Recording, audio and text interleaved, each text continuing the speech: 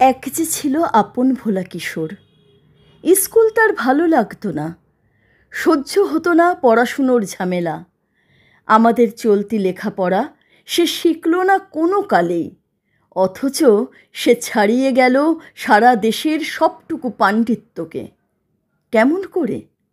সে প্রশ্ন আমাকে করো না। বড় মানুষের মধ্যে গরিবের মতো মানুষ, তাই বড় হয়ে সে বড় মানুষ না হয়ে মানুষ হিসেবে হলো অনেক বড়। কেমন করে? সে প্রশ্ন আমাকে করো না। গান সাধার বাঁধা আইন সে মানেনি, অথচ স্বর্গের বাগান থেকে সে চুরি করে আনলো তোমার আমার গান। কবি সে, ছবি আঁকার অভ্যেস ছিল না ছোট বয়সে, অথচ শিল্পী বলে সেই পেল শ্রেষ্ঠ শিল্পীদের সম্মান। কেমন করে? সে প্রশ্ন আমাকে করো না। মানুষ হলো না বলে যে ছিল তার দিদির আক্ষেপের বিষয়।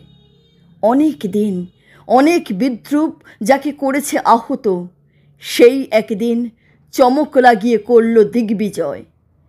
কেউ তাকে বলল বিশ্বকবি, কেউ বা কবিগুরু।